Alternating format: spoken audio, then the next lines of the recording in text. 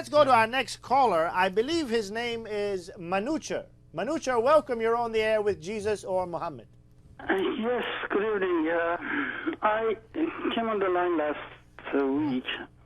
I mean, I wish I would see your program dealing with Islam. That was my suggestion, and you rejected my suggestion outright. So I would reluctantly like to take up your valuable time and just to show you that how this position of yours can weaken your position. Ask two questions, and just very simple questions. I hope you will not mix them up and answer both of them separately. My first, give me a name of a reference history book other than the religious books that mention Jesus Christ. Oh, that's easy. Tell me, Jesus Christ was living at the era of which other famous historic figure? Who was the king of Iran at the time, or emperor of Russia, or prime minister of Bangladesh, for instance? Who was it at the time?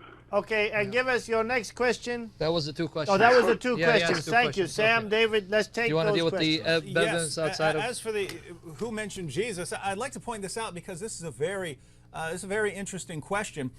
One, many people overestimate the amount of historical sources we have from the 1st and 2nd and 3rd centuries. We know that the Roman emperor during the time of Jesus was the Roman emperor Tiberius. Here's a little question for historical research. How many historical sources do we have that even mention the Roman emperor Tiberius within 150 years of his life? Exactly. If you don't know, we have 10 sources. We have 10 ancient sources within 150 years of the most powerful man on the planet that even mention his existence. So we have 10 sources, and by the way, one of those is the Bible. The Bible mentions the Emperor Tiberius. Luke 3. Now, how many sources within 150 years of Jesus do we have that mention Jesus?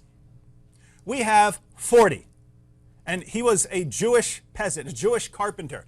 This should boggle our minds. You shouldn't be asking, why don't we have more historical sources on Jesus? We should be asking ourselves, why do we have more ancient historical sources on Jesus than we do about the Roman emperor? Because this shows you the importance of Jesus of Nazareth. Exactly. Now, if you'd like some ancient sources, some non-Christian sources, you can go to Tacitus. Tacitus talks about Jesus and his followers. The Jewish historian Josephus mentions him. The Greek satirist Lucian of Samosata mentions him. Marabar Serapion, who was, we have a letter preserved from someone named Marabar Serapion who mentions Jesus. So these are some of the sources. But by far, the most important sources on the life of Jesus are the Gospels. These are first century, and if you go to actual scholars, whether it's Christian scholars or non-Christian scholars, they agree that the Gospels, the genre of the Gospels, these are first century Greco-Roman biographies. These are people who are sitting down saying, this is the life of Jesus. So don't ignore these historical records when these are our most reliable historical records. And if you study these with an open mind, you will conclude Jesus was the divine Son of God who died on the cross for sins and rose from the dead. And we must, if we're going to listen to anyone tell us about God, we have to listen to Jesus. Excellent. Brother Sam. Yeah, by the grace of the Lord Jesus, I just want to add something. The caller assumes that if a document is religious in nature, somehow that makes it less reliable. Are we to assume that only non-religious figures can record history accurately, so that an atheist is less biased than someone who's religious? Everyone has their biases. In fact, if you read any ancient record, the author who's writing has a specific bias, whether it's religious or otherwise. So try to brush aside the New Testament documents as being irrelevant because they're religious. This is irrational, and it's being inconsistent because this is not how we do history. And secondly, you have to account for the start of Christianity. When you say, well, give me some sources outside of any religious documents, in other words, you're trying to undermine the New Testament because they're religious documents, you have to explain the origin of the faith of these authors. What would lead Jews as well as Gentiles to start worshiping a crucified man who hung on the cross naked? What would lead Jews to believe that this figure was their Messiah when for all intents and purposes he was a failed Messiah because Rome had vanquished him on the cross?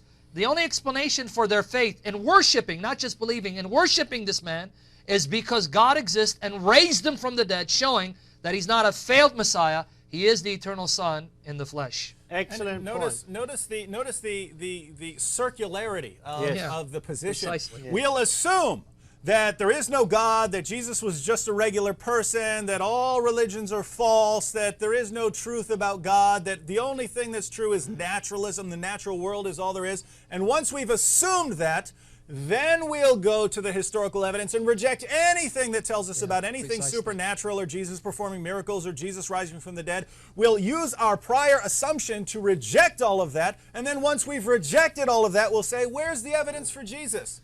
Well, if you don't have a problem with circular reasoning, which is the fundamental fallacy in logic, by all means, you can believe whatever you want to believe, but those who want a more logical approach, you're going to have to come up with a better method of investigation. So Thank much you for that for your objection. call.